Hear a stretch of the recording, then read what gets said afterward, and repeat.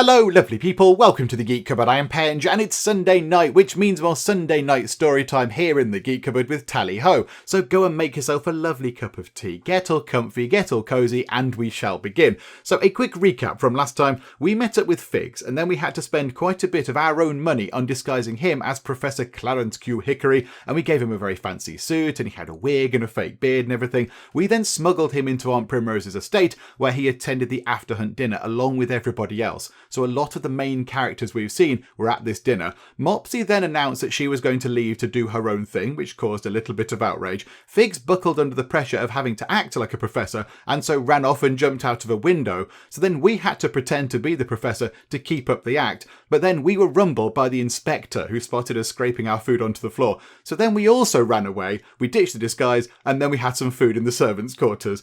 It was very involved. An awful lot happened. It was very silly. It was very farcical and it was very funny. But the big thing is that we got away with it. Nobody suspected that it was us at the end there dressed up as the professor. So yeah, we got out of dodge with that one, if you like. So yeah, everything's fine. Nobody suspects a thing. And now it's just the evening. It's just the evening. We've gone upstairs. We've retired for the evening. I imagine we're going to go and see Rory. So here we go. Chapter 6 is called Mischief in the Moonlight. Let's dive in. But why did Mrs. Patterson become so angry, you say to Rory, who sits at the end of his bed with one shoe off, rubbing his foot.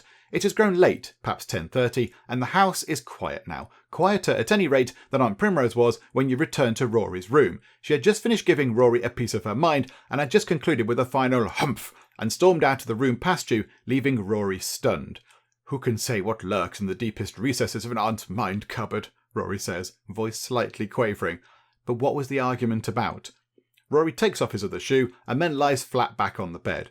It seems that Mopsie informed Aunt Primrose about the nature of the false Figs, in hopes of showing her that Figs could be trusted in civilized society, and Auntie hit the roof. She turned her vengeance on me. Why on you, sir?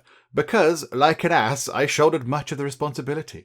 I kept her name out of it, but she is most unhappy. She made it very clear to me that she had been intending to invite Professor Hickory to speak at her Ladies of Quality Intellectual Society salon, which sounds wonderful, as a figure who would really pack in the crowds.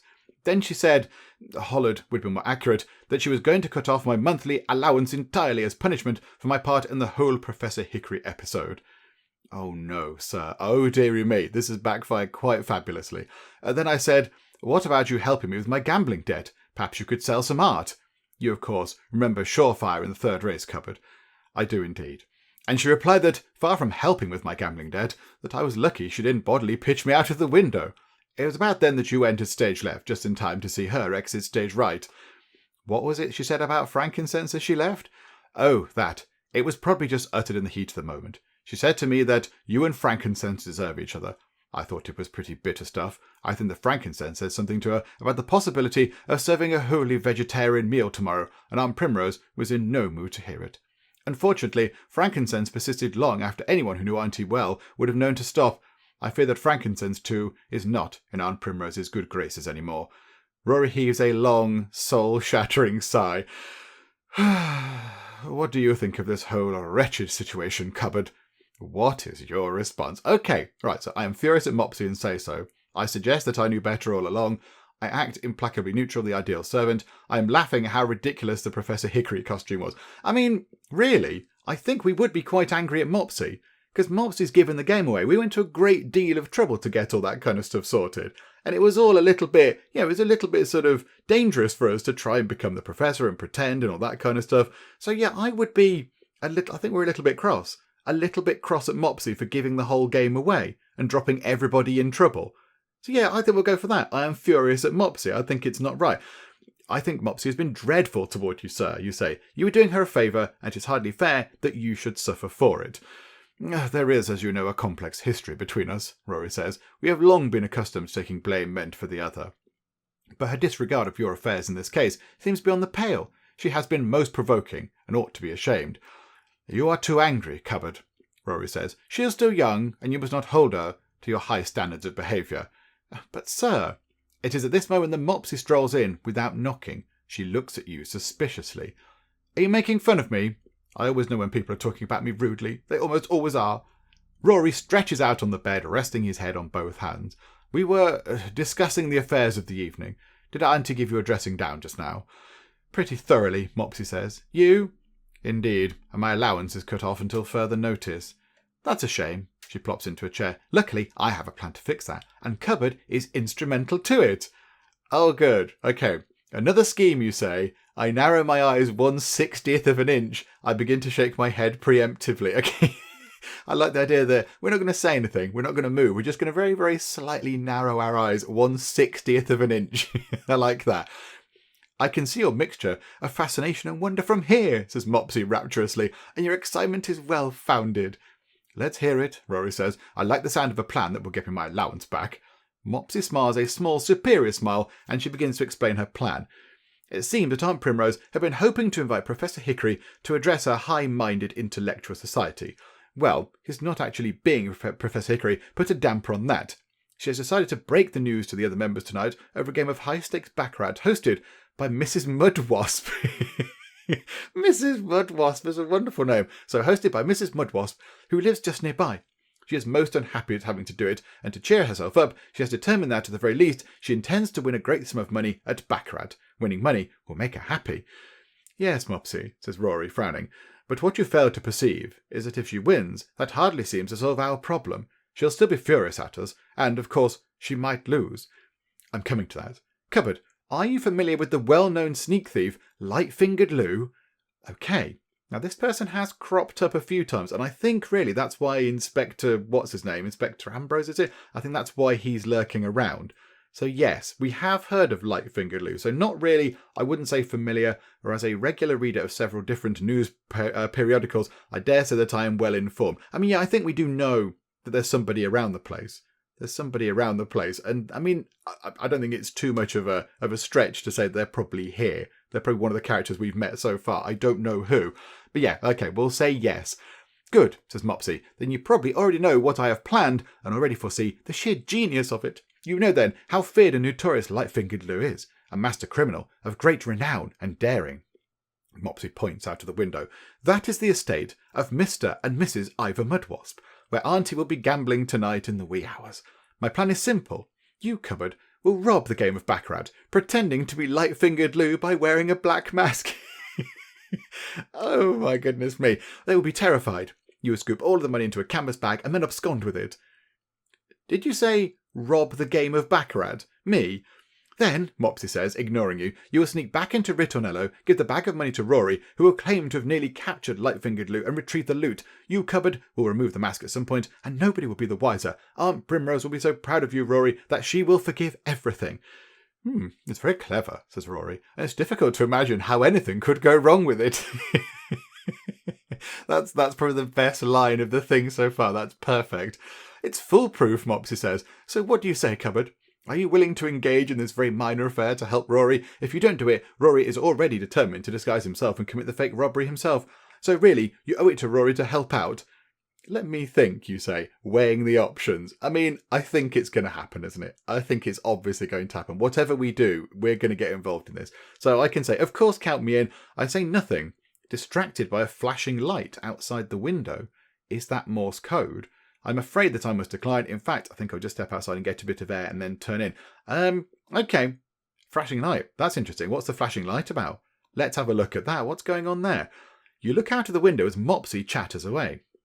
Yes, Aunt Primrose's conservatory in the East Wing Tower seems to have a flashing light on and off. It repeats several times, and so you are able to piece together the simple message. Come quickly, almighty teapot. Urgent inner circle mission. Cupboard, you're not saying anything, Mopsie pouts. You're going to help us, surely. Oh, this is interesting. Oh, dearie me. Right, so now we're torn. We're torn between two things. I shut the shade, blocking out the flashing light, deciding to ignore the coded message and focus on helping Rory and Mopsie. Of course I will help Mopsie. I don't want any part of Mopsie or Regina's schemes. I'm just going to step outside for a bit of air to clear my head before turning in. I will go and help Regina and the inner circle. Oh no, I kind of want to help them both, but I don't think we can. So here we go. Do we go and help out this lady here who wants us to be involved in an urgent inner circle mission? So we could do that, but the only thing is we've only met her a handful of times. And our heart is certainly going to Rory. We're more focused on Rory. Our affections are certainly with him. So whilst we're a bit cross with Mopsie, I think, I mean, it's certainly dangerous and it's very silly. It's a very daft idea. But yeah, what could possibly go wrong, as Rory said? I think we go and help Rory and Mopsie. I mean, this thing here, the inner circle, it's probably nice. It's probably a fun thing to do, but we'll just say we didn't see it. We'll say we didn't see the light flashing on and off, and then we'll go and help Rory and Mopsie. Let's go and rob some people playing a game of Baccarat. Why not, eh? That'll do. That'll pass the time. So, yeah, we'll do that. I mean, I'm kind of tempted to do this, because we did have an option to step outside earlier. So I'm wondering what happens if we do that. But do you know what? No, we're going to help Mopsie. We're going to ignore the request coming in via Morse code. Almighty Teapot didn't see it. We couldn't read it. We didn't know what it was. Just somebody turning the lights on and off. Somebody being a fool. Yeah, okay, there we go. Rory smiles broadly. Hurrah, cupboard, he says. I just knew you'd rally round. It'll be a simple affair. And then we can turn in and sleep the sleep of the just. I'll end up smelling like roses. Sleep the sleep of the just. I mean, we will have just robbed some people, but okay. Just remember, Rory, Mopsie says, when you're celebrated by all and sundry for your heroism, that this was my plan and my plan alone. You have to tell me how smart I am. Never fear, cousin mine. I will give credit where credit is due. Now listen carefully, cupboard, Mopsie says. You have a rather crucial role to play here. Yes, indeed, I have to go and rob a load of people. Mopsie takes a piece of paper from the desk in Rory's room and begins sketching a map of the grounds of Ritornello. It's quite simple, cupboard. Rory will go with Aunt Primrose now to the card game. I will? Rory says, I'm not dressed for it, and she's far too angry with me to want to see my face until morning. Go and get dressed now, Mopsie commands. Just tag along with her and say that you will not let her be until she forgives you. She'll probably scream at you a good deal more, but it's imperative that you be there when the robbery happens. This way you can leap to her rescue. Rory ducks into the walk-in closet and starts tossing clothes out of it, rejecting each option in turn. You catch a thrown shirt and then begin to help him as Mopsie talks. Mopsie turns to you. Then, cupboard, at 11 o'clock you arrive wearing this black mask. She holds out a small black mask, designed to cover the top half of the face. Nobody will know who you are. You look at the mask. The eye holes are slightly uneven. I made it myself, she says with a hint of pride. You don't say, you say. Rory emerges from the walk-in closet in something more presentable than pyjamas. Then you sneak into the card game at the neighbours, rob it, and run back to Ritornello. Rory will run after you, you pretend to have a fight, and then Rory is the big hero because he chased off light-fingered Lou and retrieved the money. Cupboard, you simply go back to bed at that point, Mopsie explains with pride. You look down at the map that Mopsie had been sketching, which upon inspection turns out to be a rough drawing of herself wearing an evening gown with a flared hem and a capelet. Brilliant. Okay, we thought it was going to be useful. Instead, it's just, it's kind of, a selfie, a ye olde selfie. I suppose that's that, Mopsie says. Good luck. Remember, when you rob the card game, be sure to steal Aunt Primrose's wedding ring. She'll love Rory for retrieving it. And here's a kosh in case you need to bonk anyone on the head, and a gun for waving round and being threatening. Good luck. What? A gun? Really? The kosh is a heavy piece of black wood, while the gun appears to be a novelty item suitable for party gags. You stow them both about your person as Rory and Mopsie leave the room. You have 30 minutes before it is time for some larceny at the neighbours.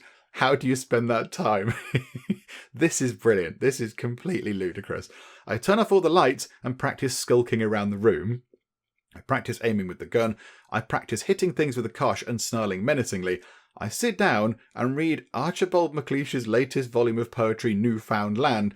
I practice wearing the mask to help me portray a burglar more convincingly. Yeah, it's either skulking or practicing wearing the mask. Hopefully we don't need to use the gun. Hopefully we don't need to resort to that level. Practice hitting things and snarling menacingly. I don't think we could pull that off. I don't really see how sitting down and reading poetry would be good. I'm not entirely sure. So let's go for that. Let's practice wearing a mask. Although I don't know how you practice wearing a mask. Surely you put it on and that's kind of it there. But okay, right, we'll try and sort of become more burglary, I think. At first, you keep bumping into things, like lamps or the corners of the room. It takes a little time to get used to the discomfort of the mask and the strange position of the eye holes, but you think you are getting the hang of it. Soon, you feel as though you are getting into character, and you feel more comfortable in the role. Your money, if you please, you say. You practice saying larcenous things while walking around the room not bumping into things, and you are largely successful. Then you try crawling and jumping. The mask is really uncomfortable, you realise, and you feel your eyes beginning to ache from the strain of looking through the holes for a sustained time. You suppose you ought to be off. Rory and Aunt Primrose should be at the Mud Wasps now, deeply engaged in the Baccarat game. You open the door and tiptoe out.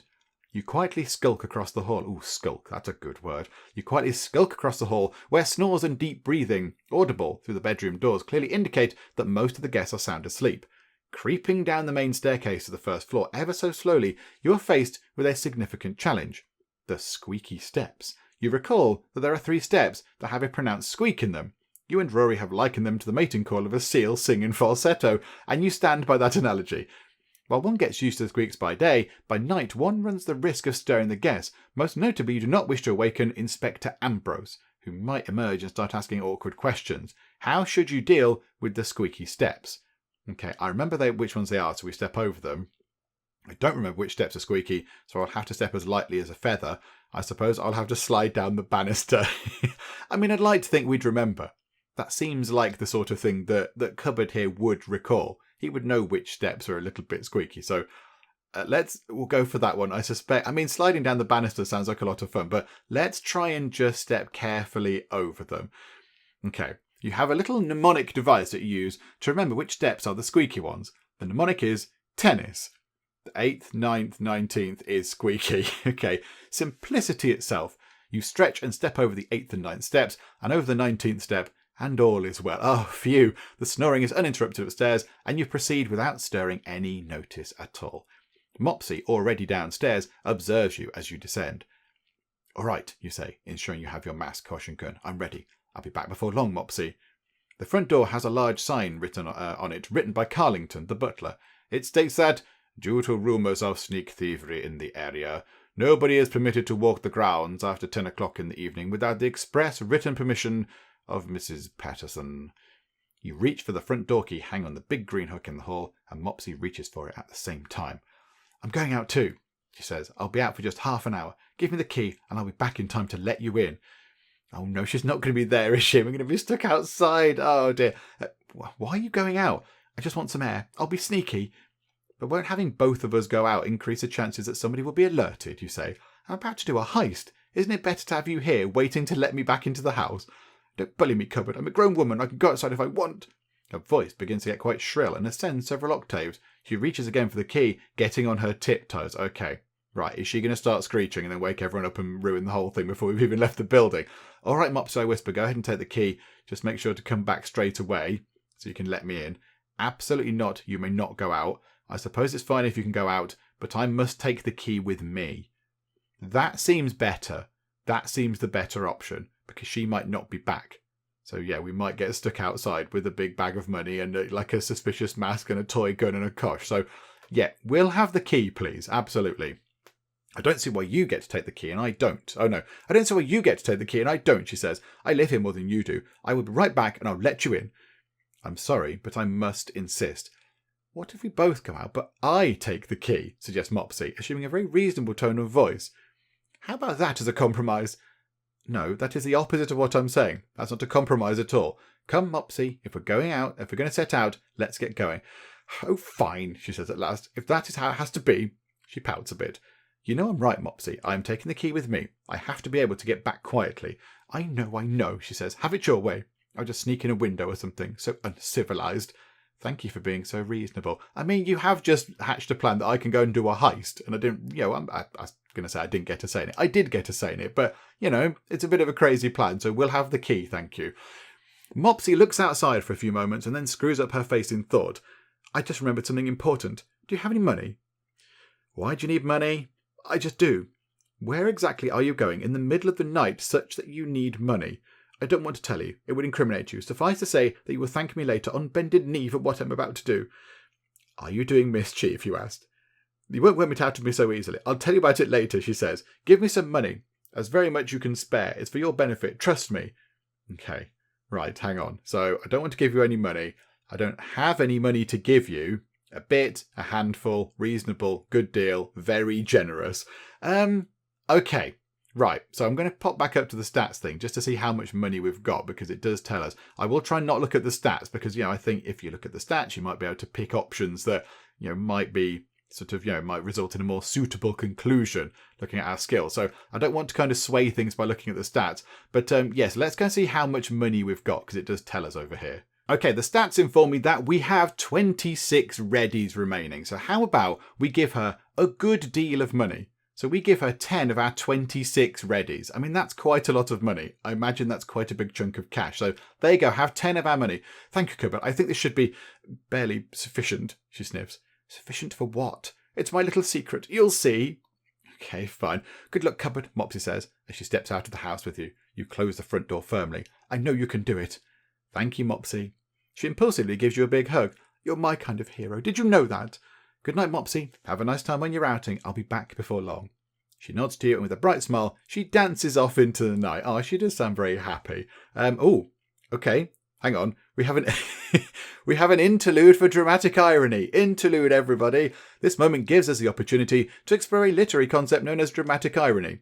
Dramatic irony is an effect used only by the finest of authors, and is a situation in which the audience knows more than the characters. For example, let us imagine that there is an eerie haunted house with a zombie hiding in the laundry room, and a brave but reckless detective is exploring that house.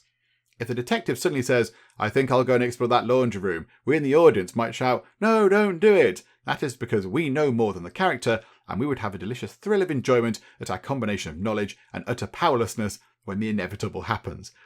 This is an appropriate concept to introduce here, because when Mopsie embraced you just a moment ago, she took the opportunity to stealthily steal the front door key from you, leaving you with no way to get back into the house.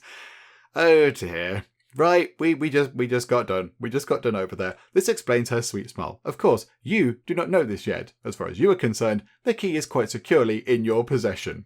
That delicious feeling that you are now experiencing is dramatic irony. We return to the adventure at hand. Okay, right. There we go. Did you enjoy the interlude? Does anybody need to go to the loo while we're here or anything? Go and get a drink or an ice cream or something?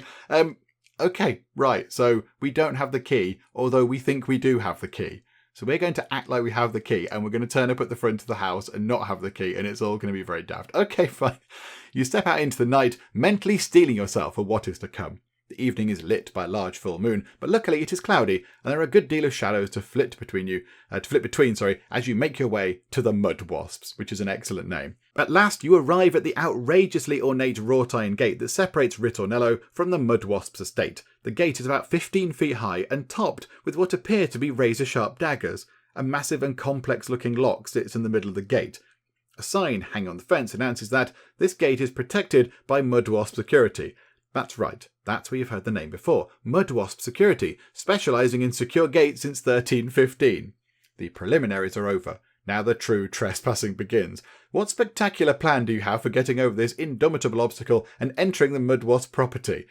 Oh, right. So the Mud Wasps, whose house we're trying to break into, are renowned for having very secure gates. Wonderful. Climb a nearby tree, shinny across an overhanging branch and drop down onto the other side. Pick the complex lock and try to swing the gate over ever so gently. Bang on the gate with a stick in annoying fashion and then hide. I mean, I don't see Cupboard doing that. I don't think we'd bang on the gate, although it does sound fun. I think maybe we'd try and climb a tree. We might give that a go. I think maybe trying to pick the lock, if they're very good at security, that might not really work. But maybe that is a more Cupboardy sort of thing to do. Cupboard's more thinky than action. Cupboard's more about thinking and brain, I would say, rather than action and, sort of all drama. Maybe we try picking the lock. Let's give that a go, shall we? Let's try and pick the lock. You work at the lock for a while, using what you thought was a pretty clever impromptu lockpick made of twigs and oak stems. The lock makes a good amount of rather loud clicking and whirring sounds as you poke at its innards, but Mud Wasp brand gate technology appears to have defeated even your nimble fingers, and you throw your makeshift lockpick to the ground in dismay. Bother. 2 guards come around the side of the house, and you hide behind the oak tree, crouching down in a shadow. One of the guards has a shiny key on his belt.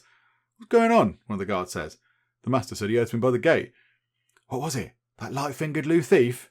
Could be. Probably not. But we've just got to take a quick look. The guards pace around near the gate. I don't see anything, the first guard says. I suppose there's nothing here at all. They turn to leave when you have a brainstorm. You hope the guards aren't feeling too vigilant. I mimic the voice of the first guard, saying, we should unlock the gate and look on the other side just to be sure.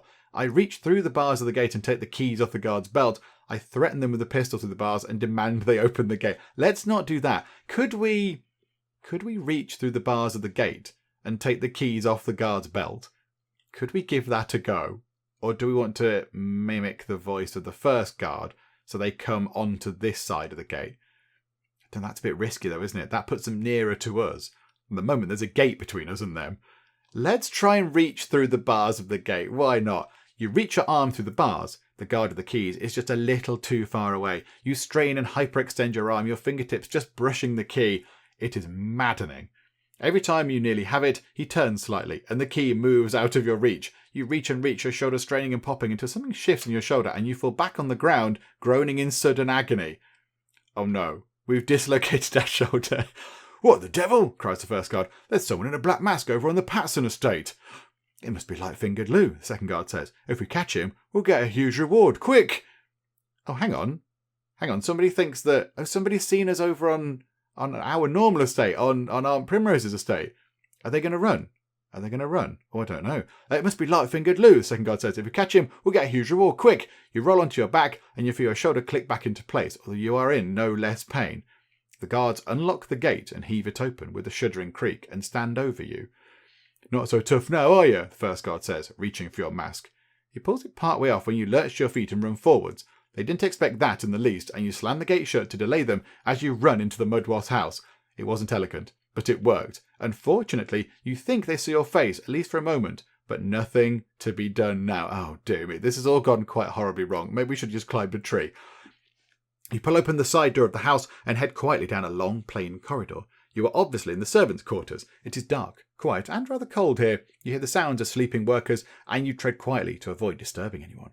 Eventually, you manage to find the staircase up to the main floor, and you creep up cautiously. The great hall of the Mudwasp's home is not ornate and comfortable like Aunt Primrose's main hall. The Mudwasps are more ostentatious in their wealth. For example, a tasteless full-length portrait of Mr. and Mrs. Mudwasp hangs in the entry, poised to greet and startle visitors. It is framed in gold and studded with big, semi-precious red gems. The 16 massive crystal chandeliers have been let down, probably to be cleaned, and they are sitting on the floor. You have to step carefully, lest you trip over them. You smell cigar smoke. That must mean the baccarat game is nearby. You follow your nose across the hall, through the dark dining room, through a lounge, and to a closed door outlined with warm light. You can hear laughter and the clink of money behind the door. You have found it. Time for action. Ensuring that your mask is on straight, you pull out your gun and burst through the door to see a cosy game decorated with a playing card theme. The wallpaper is a pattern of hearts and spades, and a roulette wheel hangs on the wall near a small bar in the corner. You see 9 people sitting around a card table, a big pile of money at its centre. Mrs. Mudwasp, a solidly built white-haired woman with one pair of cat's eye glasses on her face and another pair on a chain around her neck, stands, holding a croupier stick. Rory and Aunt Primrose are sitting next to each other on the near side of the table. You can see Rory nervously and eagerly gulp as you enter. What do you say as you burst open the door and brandish your gun? Okay, this is wonderful. So, your money or your life, so we can go sort of proper highwayman. Good evening, I'm Light-Fingered Lou, and this is a robbery. Ha ha! Well, I'm sorry, but I intend to rob you, if you please. I mean, they're all excellent. Maybe not your money or your life. That seems a little bit sort of, threatening murder. It doesn't seem our sort of thing. I mean, good evening, I'm Light-Fingered Lou, and this is a robbery. Quite polite. I'm sorry, but I intend to rob you, if you please. That's also very polite, but they might not take it seriously. They might then go, oh, really, what is this? Some entertainment you've brought in, because we're being polite. I mean, I do kind of like the idea of just bursting through and going, ha-ha, at people. I think we might go for this. Good evening, I am Light-Fingered Lou, and this is a robbery. Let's go for that one, shall we? I mean, that's quite formal. We've introduced ourselves because people will, suspect Light-Fingered Lou anyway. So, we're polite. Good evening. We're introducing ourselves, and then we're telling people what's going on. It's fun. It's a perfectly formal kind of robbery going on. Good evening. I am Light-Fingered Lou, and this is a robbery. It seems best to make it perfectly clear what you are here for. There is no sense in being needlessly obscure just because of tradition. Mrs. Mudwasp drops the croupier stick she was holding and screams, her face going white. But I'm winning, shouts Aunt Primrose to Mrs. Mudwasp. At last I'd managed to scratch up a little luck. I told you several times only today that your security was very lax. Oh no, says Rory. It's Light-Fingered Lou, the master thief, and I cannot tell who it is because of that mask. Whatever shall we do? Place all of that money on the table in a bag, you say, for me to steal it. I don't have a bag, Mrs. Mudwasp shakes her head. What sort of bag? I don't have a bag either, volunteers one of the elderly gentlemen at the table. Nor I. Without a bag, this is going to be tricky. What should you do? No one's got a bag. Okay. Give me one of your gloves, I say, to one of the elegant older women at the table wearing long gloves. You, find a bag, you say to Rory, motioning with the gun. Mrs. Mudwasp, pull down that curtain. I'll use that. Oh no, that means we end up with a curtain. And yeah, we'll have to hide a curtain somewhere. So that's not going to work. A glove or get Rory to find a bag. There must be a bag somewhere. There must be one. Right, get Rory involved in this a little bit. Let's get Rory involved. Righto. Rory walks out of the room. Some time passes here, and it is a bit awkward. How have you been a master thief long, dear? Says Mrs. Mudwasp at length. We're just having a polite chat with the people that we're robbing. Okay, right. Yeah, not a very, very long. Not a very, very long. Not very long. Just a few years. My whole life, really. It's a family concern. Only just began getting my feet wet. Let's just say not very long. Just a few years. Well, that's nice. It's good to have a trade. My Charles is learning to be a pilot. He was going to be a mineralogist, but didn't pass the exam, so he's trying to be a pilot. Is Charles your only child? What sort of test do you have to take to be a mineralogist? A pilot for the military? I don't know. What sort of test do you have to take to be a mineralologist or whatever it is? Oh my, says Mrs. Mudwasp. Mrs. Mudwasp says, I really couldn't say. Some sort of chemistry, I would imagine. It was a series of tests to get his degree. He's a very smart boy, but he didn't apply himself. Never did, even as a small boy. He's a good lad, though, says a crusty old gentleman next to Mrs. Mudwasp. He is, loves his mummy and papa. Oh, good, that's important, you say. Several very long minutes later. Come on, Rory, hurry up. I'm back.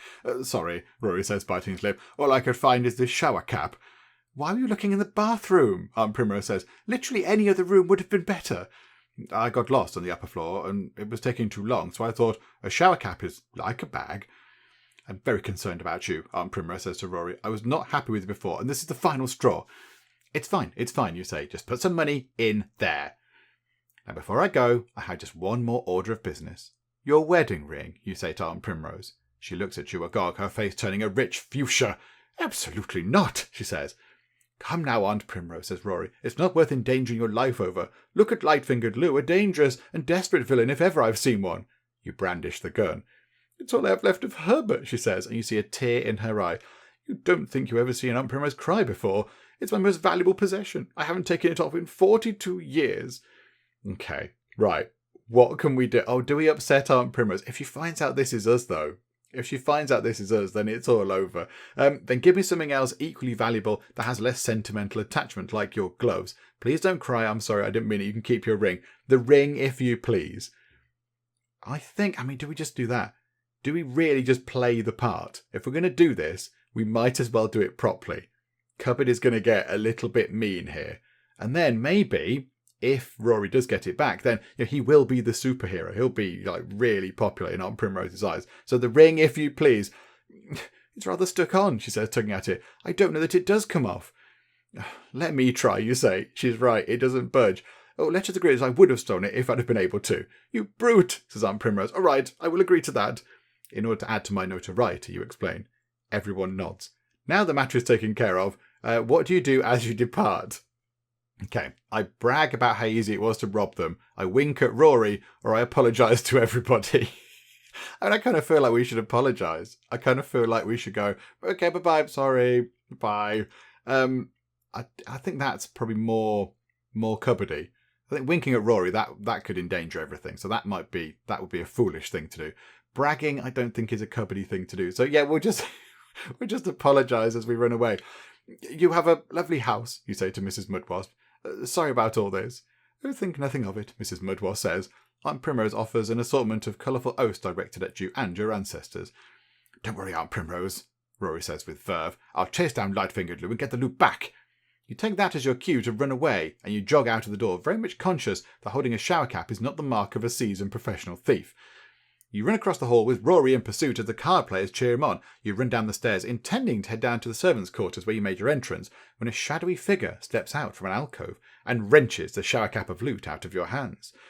The mysterious figure is a woman wearing a black mask. She is dressed all in black. Right, so this is the actual Light-fingered Lou. Okay, right, who is it? Okay, so it's a woman. Okay, Light-fingered Lou, you cry. What is this? Where is your sack? Light-fingered Lou says. I forgot it. Light-fingered Lou makes an annoyed sound, takes out a sack labelled loot, and starts transferring the ill-gotten goods into the sack. Next time, bring a bag. So everyone keeps telling me. Rory comes running up to you and looks back and forth between you and Light-fingered Lou. Glad you could join us, says Light-fingered Lou, training a pistol on Rory. Give me your ring. What? My Eton ring? No. Rory's glass ring is one of his most beloved possessions. It's made of real sterling silver, lavishly plated in rich 18-karat gold, lovingly incised? Encased? Or don't know, whatever. Oh, incised, yeah, like written on, isn't it? With mottos and designs, Rory protests. Regardless, hand it over. Rory removes his ring and gives it to Light-fingered Lou. You'll never get away with this, you villain. I'll tear you limb from limb. No, you're a bit confused. You see, I was robbing this place, not you. Just try to extend a bit of professional courtesy. Come, perhaps we can share the loot. Just give my ring, and you can have all the money. Pretty clever so far. Do you have a getaway planned? Okay, right. What do we do with this then? How are we going to get out of this? Because now the real Light-fingered Lou has appeared. Or what we think is the real Light-fingered Lou. I don't know, it might be somebody else who's come up with a silly plan. I don't think we'd say we'd tear them limb from limb. I kind of think we might do that. No, I was robbing this place, not you. Try and extend a bit of professional courtesy. I think we might be quite sort of irate that they've kind of, sort of rained on our parade a bit. I had this heist planned for weeks, says Light-fingered Lou. How long have you been planning it? Before you answer, remember that you didn't bring a bag. That's not the point, you say. It just seems a bit rummy is all, stealing what I've already stolen. It seems very unethical. Yet I shall sleep well tonight. But you can try to get your own back. Catch me if you can. Light-fingered Lou tosses the shower cap over to Rory, and in that moment, when Rory is distracted, Light-fingered Lou flicks up her mask, just for a second, revealing Haze's wry face. Dun dun dun! It was Haze! Haze is Light-fingered Lou! Oh my goodness me. See you soon. The identity of the villain has been revealed. Oh my goodness me. Okay, right, so now we know who it is. And then she bounds away, past you both, back up toward the Great Hall. We must act, cries Rory too. My ring, the money, what a calamity. I'll go up the servants' entrance and try to cut the thief off. You can run right after them and drive them toward me. So you run after Haze, back up into the Great Hall with the crystal chandeliers on the floor. Haze is skipping gracefully over them, barely slowing down. Okay. I charge through the maze of potentially foot-snaring lowered chandeliers as well, as fast as I can, and try to stop her. I step briskly but carefully. Yeah, that would make sense. It's safer but slower. I walk around the perimeter of the room to the staircase, which takes some time, but at least I can avoid the treacherous lowered chandeliers. Let's go briskly but carefully through the middle of them. I feel that if we were going to go through the middle of them at pace, we'd end up like stabbing our feet or falling over or something. You pick your way through the tangle of wire and crystal on the floor when you get a foot snagged in one of the chandeliers and have to pause briefly to untangle yourself. Hello, calls Haze from the second floor. You look up and see her turning a crank on a winch that raises the chandeliers. Oh no. You feel yourself yanked upwards, held by one ankle in the chandelier, 20 feet off the ground. Swinging from the chandeliers, says Haze, laughing. You're so swashbuckling. She pauses to watch you with what seems like relish, rather than take the opportunity to extend her lead. Hanging by one ankle, swinging slightly from a chandelier, how do you extract yourself from this unfortunate situation? I try to pump the chandelier back and forth until I can reach another chandelier, and then swing from that one to the other, trapeze-like, until I am on the second floor. I ask Haze to help me. I throw my cosh at the winch to release it, which, if done with precision at the correct spot and device, should lower me back to the floor. Should we try throwing the cosh? Let's try and lob a stick at a winch while we're hanging upside down from a chandelier. I'm sure what could possibly go wrong? You take careful aim and throw your cosh in a lofty arc designed to strike the release lever just so. The cosh twirls across the room in a graceful manner and strikes the lever with the proper amount of force. The cosh, alas, falls into a heating grate, to be found no doubt some decades hence by a confused cleaning service. Well done, Haze says. That was handily thrown. Then she runs off toward the third floor. You find yourself being lowered smoothly to the ground, where you were able to extract your foot with a minimum of fuss, and thus continue your pursuit. By the time you reach the third floor, Haze is a good distance ahead of you down the corridor near a window. A thin, strong-looking cable appears to be secured to an anchor point outside the window. Haze grasps a pulley attached to the cable and launches herself out of the window, holding onto the pulley. You have come too far to turn back now, and the shouts of concerned household denizens from down the hall persuade you that the only way out of this mess is down. The only question is, how do you intend to descend? Okay. Right, I'm going to run along the taut cable tightrope style, as risky as it is, because it will impress Haze. I'm not bothered about impressing Haze. I can sling my jacket over the cable and zip down the line, as it were, swiftly and securely. I'll slide down a likely-looking drain pipe just outside the window and run to Ritornello. It'll take longer, but that's the safest way. No, put your jacket over and zip down the line. I'm sure that'll be fine. What could possibly go wrong? You sling the jacket over the cable, take a deep breath, and launch yourself down the line, hoping there will be no damage to your jacket, but this sort of thing can really wear the fabric, you fear. Just as you're about to begin, a twinge from your recently injured left shoulder informs you that perhaps you'd better choose another method of descent. Oh no! So because we hurt our shoulder earlier, that's ruled out this option here. I don't think we should tightrope our way along. I mean, if our shoulder hurts from having to hold on to something, it's definitely going to hurt when we fall off a tightrope and plummet to the ground. We're going to have to do the slow option. We're going to have to do the slow option. I think that's just too risky. It's just too risky. But you know what?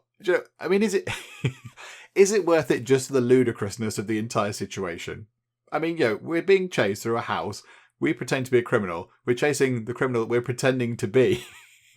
And they've got away, and it's all very ridiculous. Do you know what? Why not? Let's go tightrope walking. Why not? This is madness, you think, but you would be hard-pressed to think of a better stunt. You hoist yourself onto the windowsill and step onto the taut cable. Not so bad, you think, as you start to move forward at a good clip. It's just like running on the ground. It's really no different. You're flying along the cable now, even catching up with Hayes. She looks back at you, illuminated in the moonlight. You have to guess that you cut a pretty astonishing-looking figure, silhouetted as you are by the frosty moonlight, against a backdrop of black sky and a nimbus of twinkling stars. You tune the rest of the world out and focus utterly on your descent. The relative quiet of the night, thanks to your relatively stealthy burglary, offers a calming backdrop to this otherwise frantic moment of tightrope running. This is wonderful. If this were a serial fiction, this would probably be where the issue would end, and the readers would all cry in anguish, unable to wait for the next exciting instalment in the adventures of Cupboard, the tightrope running daredevil. As it is, though, you are immediately forced to confront the fact that you have started to lose your balance and begin swaying like the Dickens. You would imagine the figure you cut now is somewhat less romantic. Hayes slides to the bottom of the cable, braces herself against the house for a moment, and calls to you, "Don't be a fool! Go the rest of the way hand over hand, or crawling along with your arms and legs like a sloth." It seems so dignified and so slow, but you have no other choice. You drop down to cling to the cable with your arms and legs and slowly work your way down the wire while Hayes hops to the ground. You look wildly around you. Hayes is nowhere in sight, for of your dogged pursuit she and the loot are gone. There's the thief! Aunt Primrose. Oh no! Oh, Aunt Primrose is there. Aunt Primrose and Rory have clearly just returned to the property, and Aunt Primrose stands hand to her heart. As you turn to see them, Rory tackles you, and you fall together to the ground. "I'll deal with him," Rory says. "Never you fear." Sock him one for me, Rory," Aunt Primrose growls. Oh dear. Okay, I request a slightly more gentle thrashing, even at the cost of verisimilitude. I'm not entirely sure what that means, but okay, it's a very fancy big word. I play the role of light-fingered Lou to make the fight more convincing.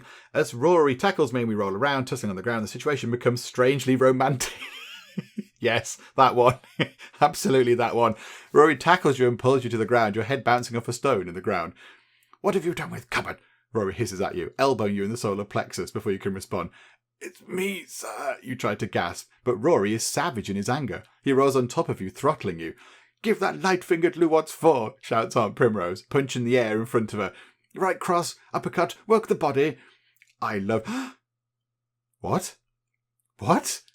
"I loved Cupboard, and now you've done away with him in some villainous fashion," Rory snarls at you. "It's me," you manage to croak out. Rory's eyes open wide. "It's really you?" A sigh of relief bursts forth from Rory, and he plants a long, deep kiss on your mouth as the two of you roll around on the grass together, pressing your bodies against each other. Right in front of Aunt Primrose. "Pin him, for goodness sake," shouts Aunt Primrose. "Don't let him keep slipping away."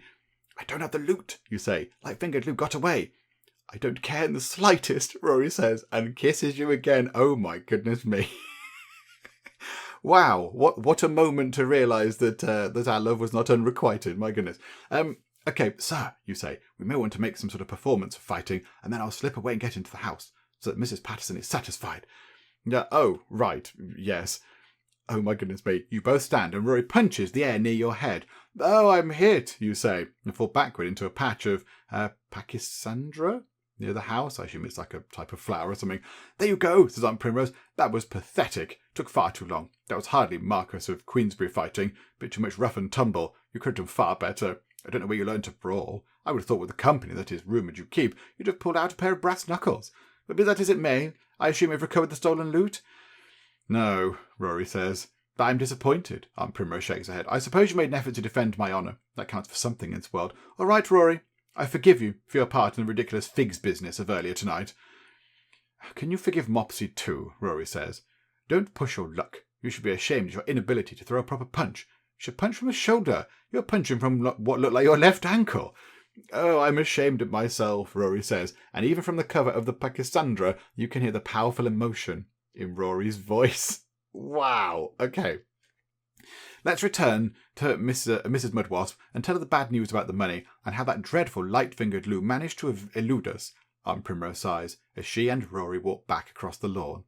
The distant tolling of the village church bell tells you that it is just striking midnight.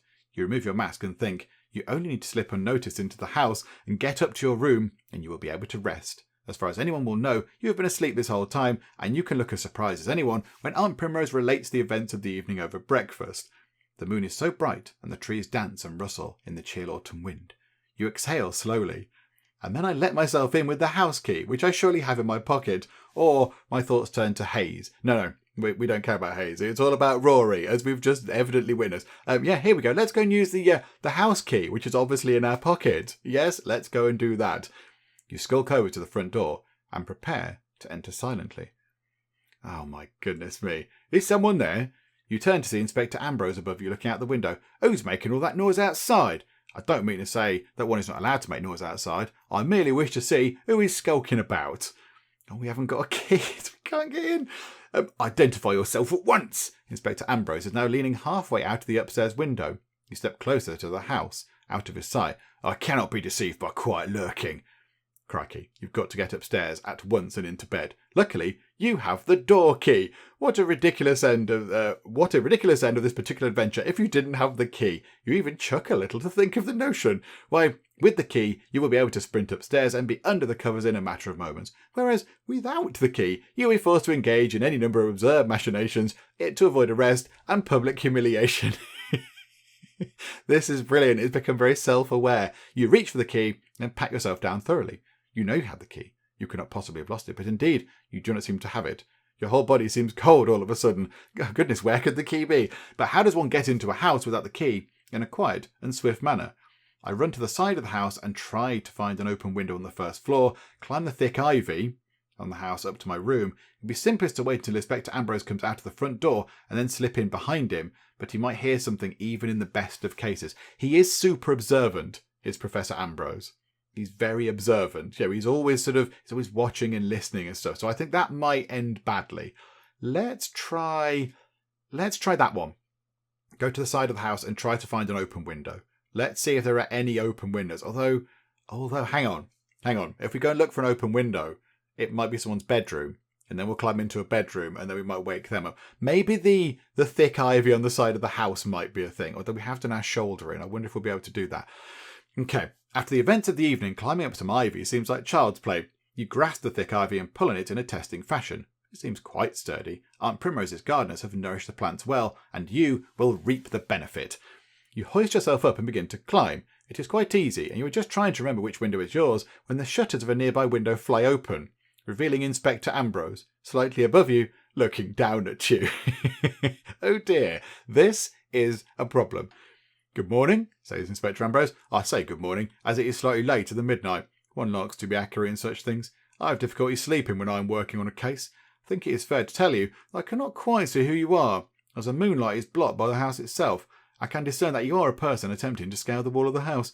That much is clear. Okay, I remain silent and continue climbing to my room. I engage in open and friendly conversation with Inspector Ambrose, claiming that I am doing nothing wrong. I disguise my voice and threaten him with violence, telling him to leave the window and forget he saw anything. I don't think we do the violence thing. I think we just be quiet. Just don't say anything. Just keep climbing. If we talk, then he's going to know who we are, because he's not stupid. So, yeah, we'll just keep climbing. I can see by the way that you move that you've been trained in poise. Perhaps a dancer. Perhaps a member of the aristocracy. Perhaps someone in service, like a valet. Difficult, of course, to tell at this angle. That's not too bad. That could be almost anyone in the house. Further, you will not speak to me. This indicates that you have a voice that I would recognise. Very good again. You are favouring your left shoulder, suggesting that you have an injury there. That will help me. Yes, it will help me a good deal. In spite of his foolishness, he is very good, unfortunately. I see that you are counting on my limited field of view, and you are attempting to elude me. You therefore wish to enter the house somewhere else, so somewhere on the second floor, but around the corner. Very good. You continue to ignore him. Happily, at this point, you manage to turn the corner of the house, find your window, and hop into bed without any further delay. You listen for a while to the wind in the trees and the various creaks in the old house, and then hear footsteps outside your door. Listening, you feign the heavy breathing of sleep. The person waits outside your door for a long time, and then slowly departs, seemingly satisfied that you are asleep. Soon enough, you are not feigning, and you fall into a deep and well-needed slumber. Oh my word! That was all sorts of daftness, wasn't it? So, okay, chapter 7 is the parlour scene.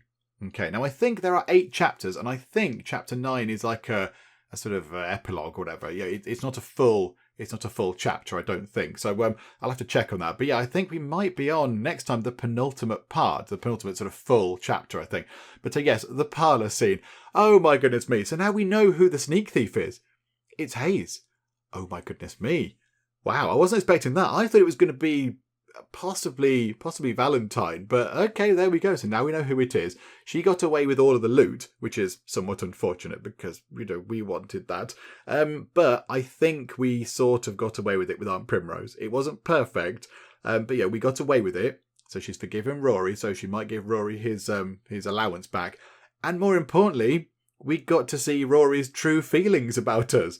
When he thought it wasn't us, he was really angry. He was really angry at what he thought was the real thief, and said, "I loved cupboard" and all that kind of stuff. But and then we had a little bit of a sort of a romantic tussle around the floor a little bit, which is nice.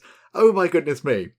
Right, all sorts happened. Crikeys. Okay, so yeah, chapter 7 is coming up next, the parlour scene. So yes, obviously we'll do that next time because we'll finish things up for now. But that was certainly a roller coaster. That was very intriguing indeed. I'm wondering where the story is going to go now, particularly with Rory, because that could be quite interesting, couldn't it? I wonder if we're going to talk about what happened or not. I do not know, but do you know what? We will find out next time out. Hopefully you have enjoyed this. If you have, please do leave a like. That would be most marvellous indeed. And also, if you're not already, then please do subscribe to keep up to date with how we get on here next time out in Tally-Ho. But for now, thank you very much for joining me in the Geek Cupboard, and I will see you next time. Charlotte was murdered by Martin. Do we need to arrest Martin? Aaron was murdered by Martin. The mighty defence rectangle has been completed. We've crashed into a ship over there. Hello, pirates. They're just firing bits of explosive junk. It's killing quite a lot of pirates. Connor was strangled by Martin. Somebody stop him. I'd love to stop him.